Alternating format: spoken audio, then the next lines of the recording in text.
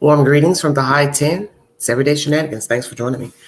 There's an update pertaining to the double murders that took place in Moab last summer, pertaining to Kylen and Crystal. They were a married couple living the van life out there in Utah. And I'm going to bring you the said information, and Court TV is the source. Thank you so much for joining me.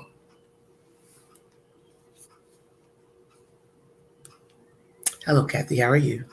Yes, it's been okay, sweetheart. Thank you. Hope yours was well. Thank you so much for joining me.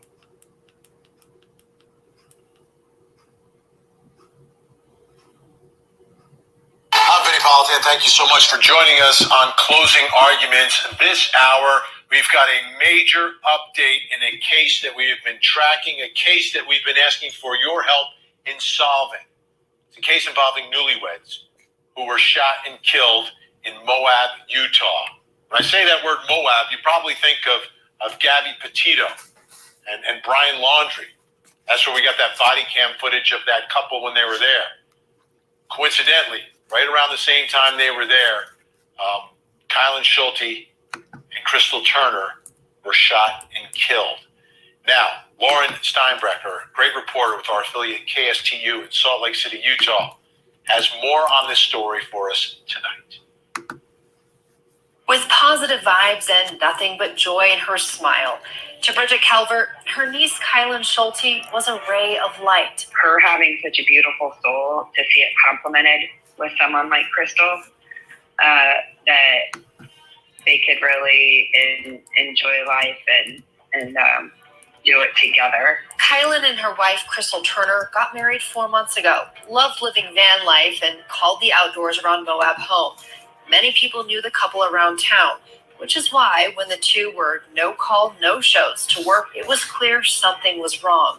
The family, all out of state, say police searched, but it wasn't until an acquaintance drove out to the South Mesa area and the LaSalle Mountains that they discovered the horrifying news. She was on the phone with my brother when she pulled up to the car. She looks at the site and sees a body and tells my brother that he's dead, and a text that said it's Kylen and Crystal. The Grand County Sheriff's Office confirmed the two women were shot and killed, they believe, by someone else. The evidence that we've gathered at this time, that's what it's led us to believe was an isolated incident. That's all they can say for now. Bridget explained how friends told them the couple mentioned a man creeping them out near their campsite. Saturday that they met up with, they said they were going to go move. They were going to pack up and move their campsite. That it was like he was still creeping them out. The family is hoping someone can help them find answers. What is very uncomforting is that there 100% is a murderer on the loose. A murderer who took two lives away, but the family says will never put out the light, the love of Kylen and Crystal. We're going to let their love light shine, that they had the most beautiful love, and that light is not stopping.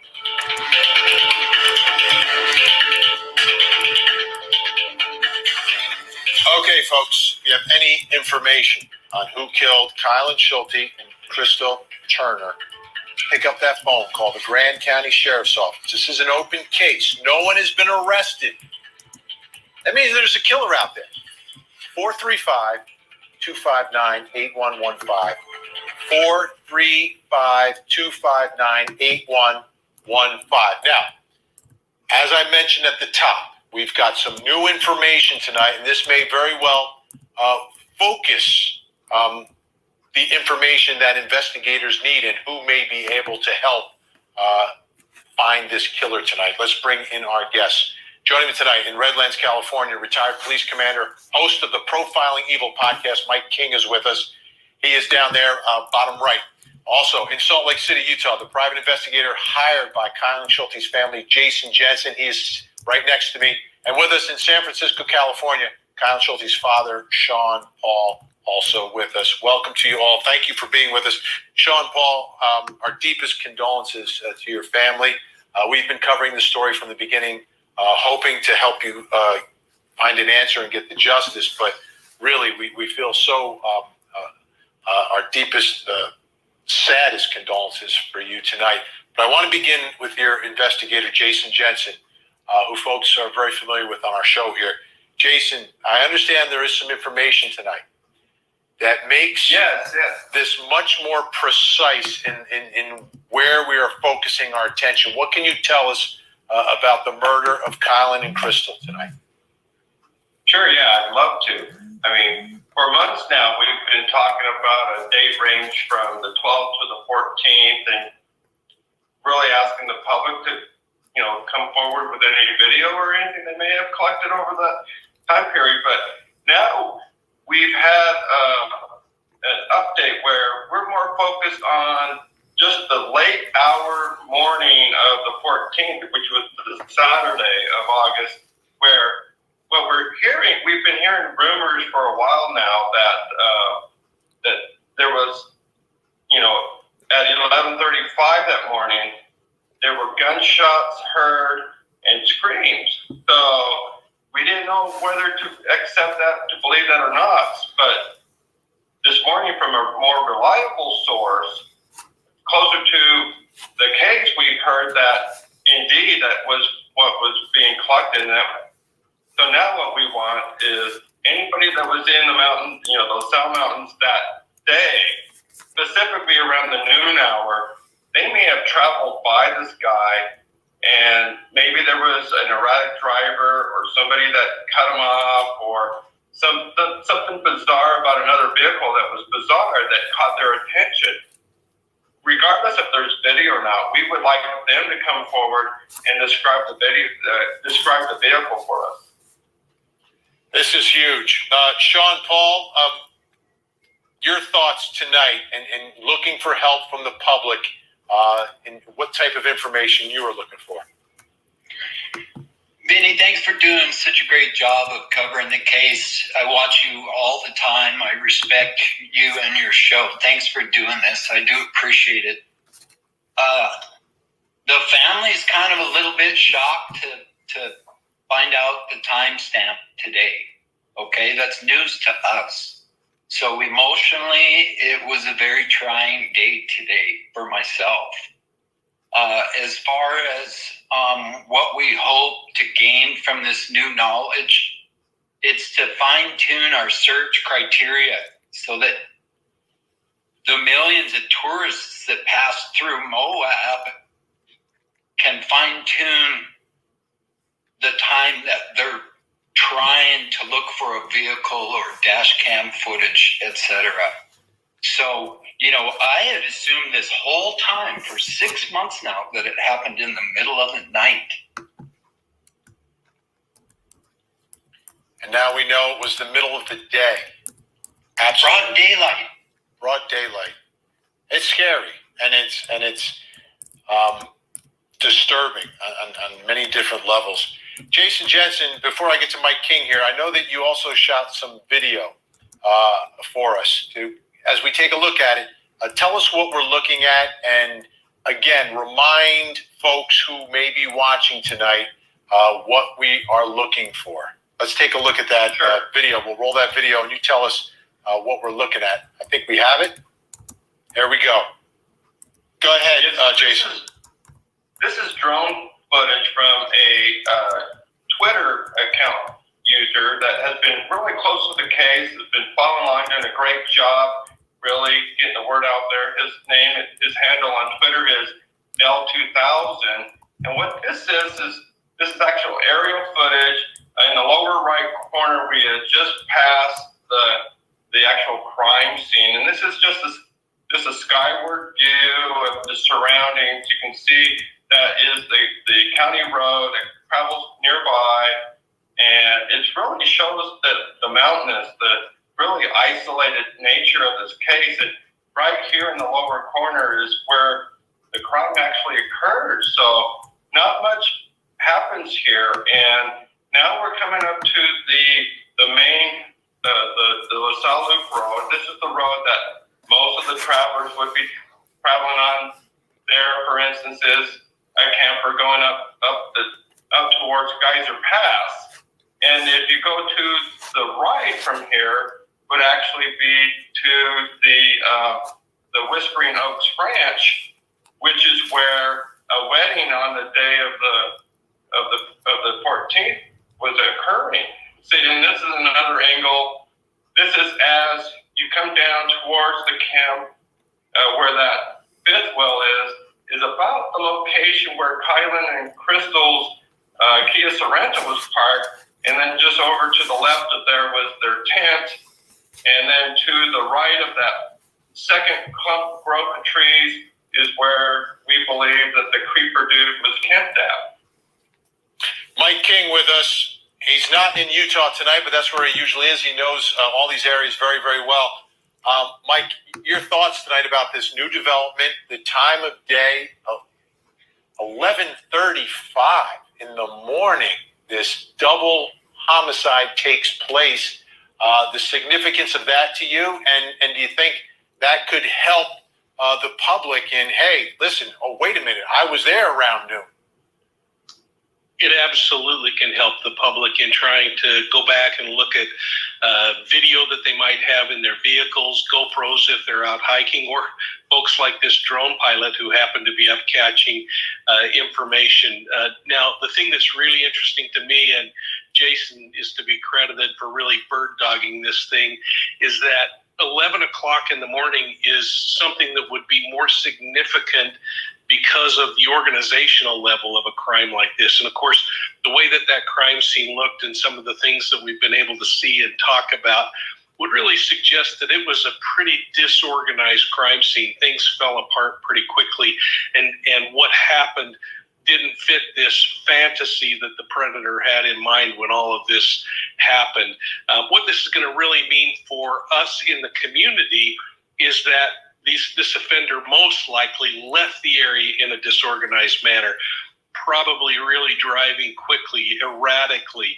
One of the things I noticed in Jason's video was that there looked like there were good cell towers in the area, so I suspect that there was good broadband connectivity that might be helpful in also being able to capture and share. So the question is, will people go back and re-examine if they were there on the 14th, all of their video, their home photos and video, and see if they come up with something that just kind of gives them a little bit of an itch?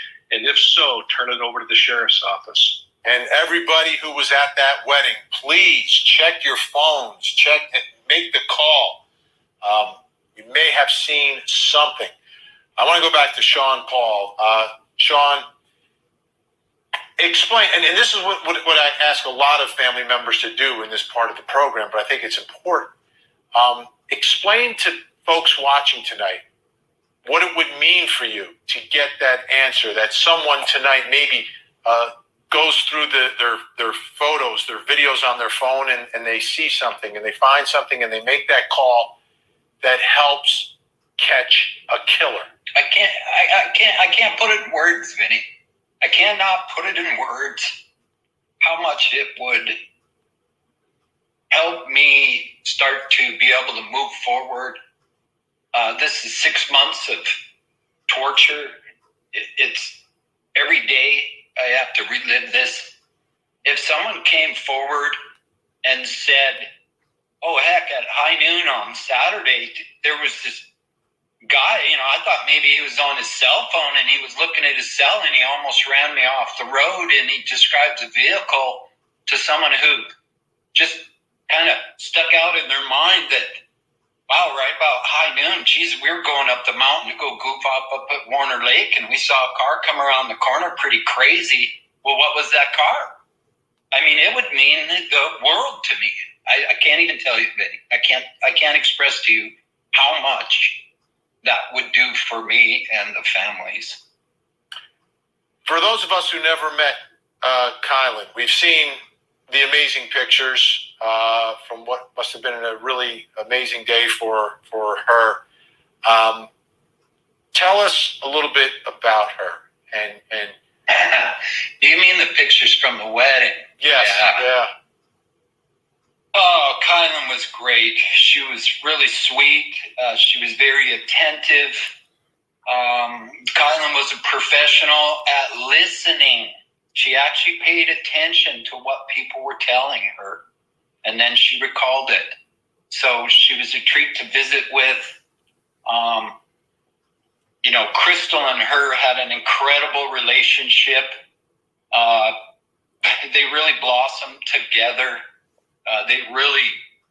The two of them combined ended up with the strength and power of three people. It's amazing to see this kind of a relationship. For me, I can only compare it to my parents, but I mean, Kylen and Crystal's love is something that you only see it once in a lifetime.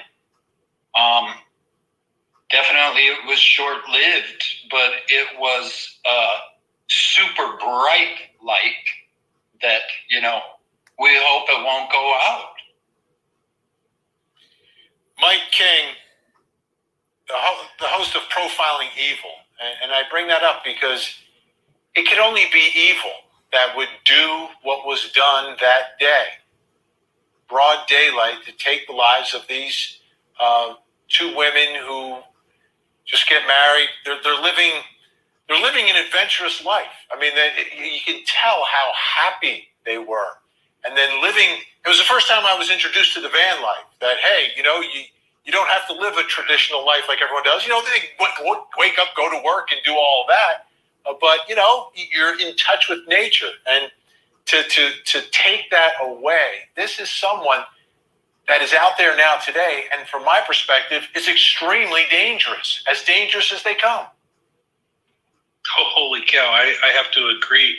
And it is so important that the community, especially the community around that market, the McDonald's, that hiking area and that camping area, really think about the personalities they were coming across, because this is an individual who is really angry, for one thing. I mean, this was very personal. It was over the top in the assault itself, and there's a level of anger there, Vinny, whether it has something to do with the same-sex relationship, or something to do with the environment that they're in, or mental illness, or drug-induced. As law enforcement picks this thing apart, they're going to come up with those little interesting pieces of information that help them as they look at this broad pool of possible suspects that I hope they have. And as they look at the behavior that was used in the commission of this crime, the way in which it was committed, the location, the level of organization, like I talked about earlier, I think what we'll see is that kind of like a gold panner sifting for gold, that as they sift through the behavior and the physical and forensic evidence, that someone will rise to the top. But without the public stepping in on this one, it's going to be a really tough challenge. All right. Mike King, I know you're staying with us. Sean, Paul, thank you so much for joining us tonight. Again, our thoughts and prayers are with your family. And Jason knows we are going to stay on the story and keep a spotlight on it until you get the answers and the justice. Thank you. That your family deserves. Jason Jensen, always thank you so much. We really appreciate it. All right, everybody, that's Court TV with Vinny Politan. Thank you all for joining me. If you'd like to donate to the channel, $McAngie 129 Cash App. All super chats are welcome during this live. This is a very, very horrific crime that has no meaning whatsoever. And it's just disturbing that we are so many months now ahead of time with no new information or leads. There is information, as was repeated in this commentary, of a 11:35 a.m. time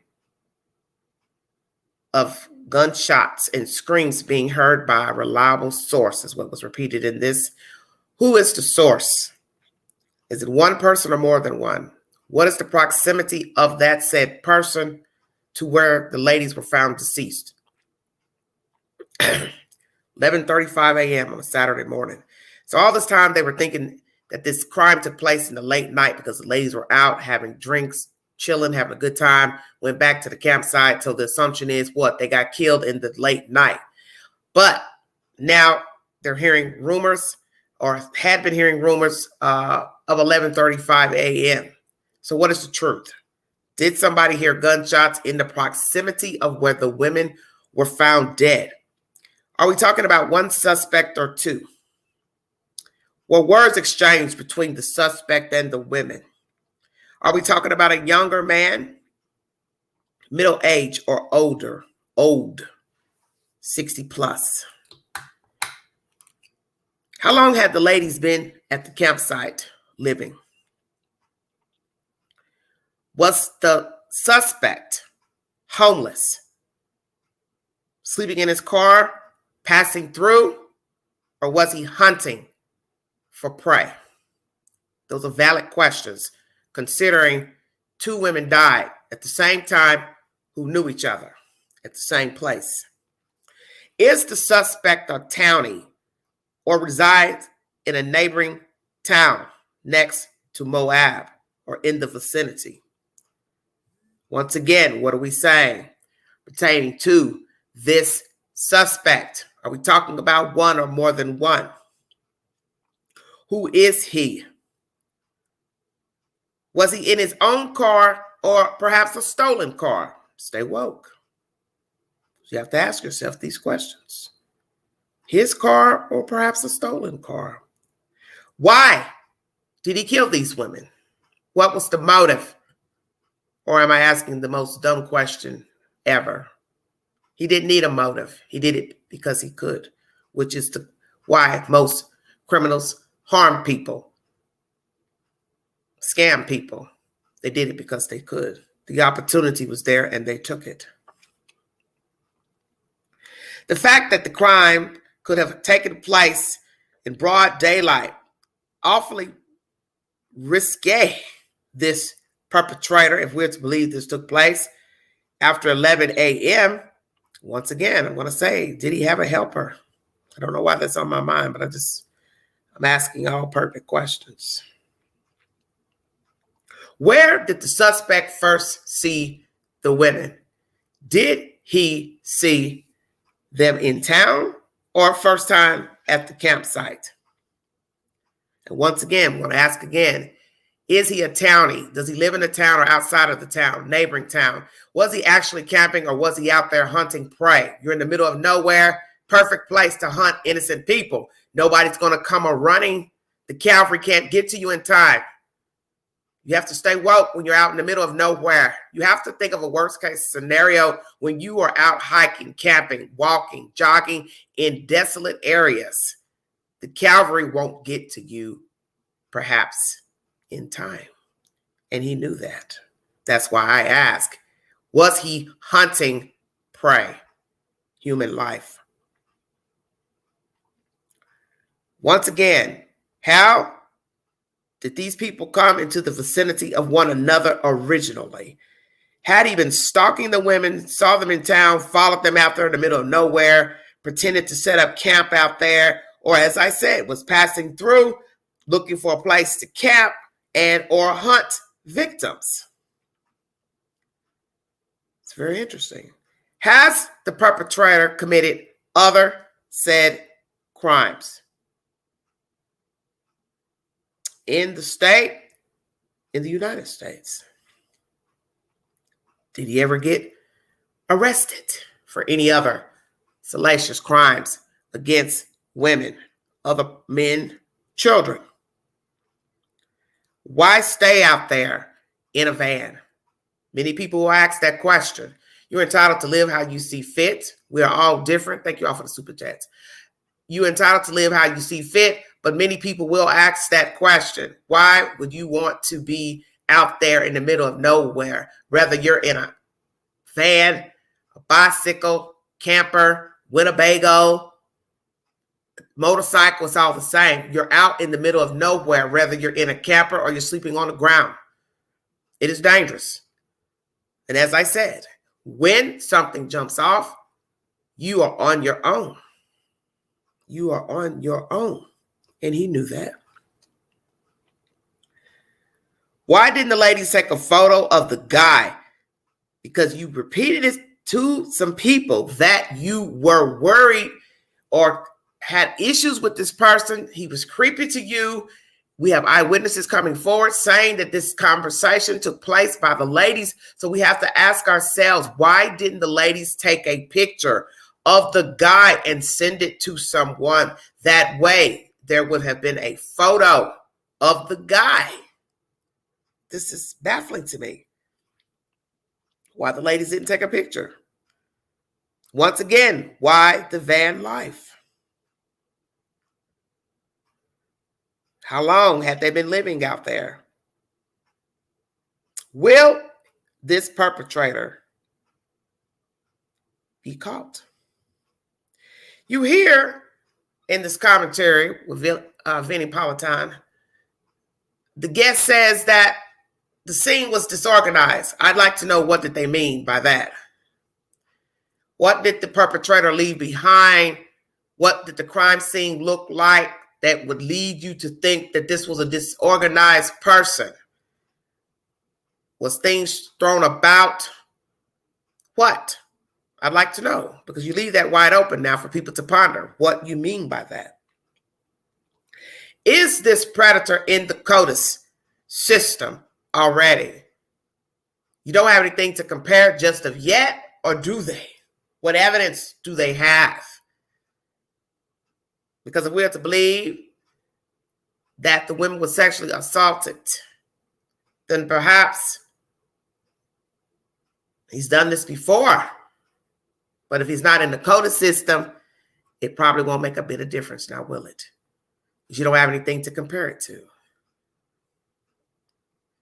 And a lot of people are perpetrators, but they have not been caught. They have not been arrested. So it would be a problem when you have a dead body and DNA. You have nothing to compare it to if the perpetrators have not been arrested. This is a very baffling case. Why did he do this to them? Why did he do this to them? And if we are to believe the gunshots heard and screams heard at 11:35 a.m. or somewhere in that time frame on a Saturday morning were those of the young ladies, then dear God, why did he do it? Had he been stalking the women? Or he just pulled up rank and just felt the need to kill these ladies? As I always say, why ask why? Ask why not? Because that is something we always ask during terrible times, horrific situations. Why he do that? Why did he do that? Why did she do that? I always say, ask why not? Sounds morbid, but you can't put logic behind sick behavior. There is no logic. They did it because they could. The opportunity was there and they took it. And that is exactly what the perpetrator did.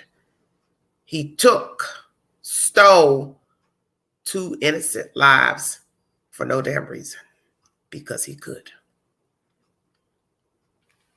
That is my commentary pertaining to this baffling case coming out of the Pacific Northwest. It's just so sickening and sad and pathetic and every negative word that you can come up with, because these women were minding their business and living their life. Yes, it could have been a hate crime. That's why I said I don't know if he stalked them, watched them, had a conversation in town, heard conversations about them. We don't know, because we don't know who the perpetrator is. It could be an array of reasons, and it could be nothing. He just took advantage of 2 women together and did what he wanted to do to them, and he murdered them. Because I've learned in this life, there's no rhyme or reason behind murder. Sexual assault, child molestation, stalking, whatever. People do what they want. This is a sick situation, because this is a lesson learned that you cannot be out there. It sounds cruel to say it, but it's the truth. You have to be realistic when you are out in the middle of nowhere. You take a chance every day you walk outside your door. You do not know what can happen to you. Your assumption is that you're minding your business. You're doing you. It means nothing to a perpetrator who has nothing to lose. I don't give a damn about your day. You're feeling good. You ain't bothering nobody. Well, I'm going to bother you because I can. I don't need your permission. And people don't seem to understand that. Don't need your permission to hurt you. I don't got to know you. You ain't had to say nothing to me. You didn't have to cut me off in traffic. I don't want you around.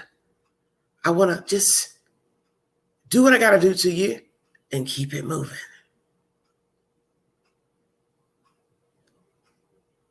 Prayers to the family of these two victims. Pray that they get answers, justice for the deaths of these young ladies, because this could happen to anyone, and it did happen to anyone. They are random women out in the middle of nowhere minding their business, assumingly, and they are no longer alive. And this is an unfair way to go. Most of us would prefer to go in our sleep because it's peaceful and it's quiet and it's dignified. There's nothing dignified about being sexually assaulted and shot to death. I think most of us know this. When I get more information to this story, I will bring you the said information. I want to thank you all for joining me, following the content. If you need verification for this audio, it is posted to my community page via the source, Court TV. Hopefully, the perpetrator is caught, because if he or she, could be a she, as someone said, whomever it is, if they are bold to exact this crime in broad daylight, they have probably done this before and probably will continue to do this. There's a very baffling story circulating right now down in Florida of a Caucasian couple, I believe, were murdered down there on the front lawn. And the perpetrator may be an African-American male. They have someone that they do believe, I believe it's a suspect. They've showed audio of him, video surveillance of him walking through the town. This is a very baffling story as well, because what you have to ask yourself is, was this footage taken before or after their deaths? This is a very serious situation, because you have people like this who are just walking around looking for people to hunt. I'm assuming that's probably what happened here in Moab. This guy just looking for somebody to hunt, such as whoever hunted down the two down in Florida. The couple did it because he could. One thing that stuck out to me in the surveillance videos, he's walking around with red gloves on. Now, we know the weather's warm in Florida. So why would anyone be walking around with gloves on, especially at night, with shorts and a shirt or tank top on? You look conspicuous. You look guilty as hell of something. And I'm sure anybody that walked by him was thinking the same thing. Oh, my goodness, he's walking around with gloves on. Where is he going? What is he getting ready to do? Hell, run like hell. And they tell you that. You see something that don't look right, hightail it across the street. Cross the street. Don't go to the exact location. You have to outsmart the killer. Sadly, we have people who are out here just for that reason, to hurt, seek, and destroy. They're not concerned about you. They're not concerned about themselves. They don't love themselves. They don't love mankind. And they don't mind snuffing you out. Any one of us can be a victim at any time, be it out in the street or even in our home. And do not think a person would not push your damn door in and snuff you out while you sleep or while you're in the kitchen, the shower, because it happens every day. And the person does not have to know you, and you didn't have to say anything out of the way or do anything to that person.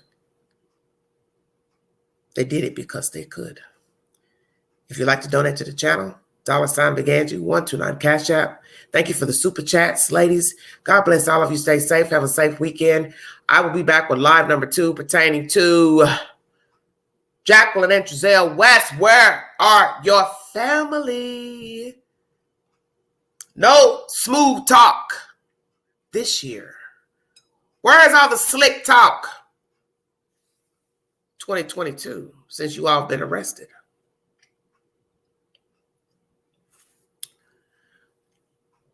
Will the West family come forward to speak up for their brother, son, who's been arrested on double murder charges? Jacqueline's family, Vasquez family, extended family. Where's her mother, father, brothers, sisters? Are you all going to come forward and speak up to why your daughter has been indicted for double murder and said charges? Who's going to speak up for these heathens? Thank you for joining me. This is Everyday Shenanigans. I'll see you in a bit for live number 2.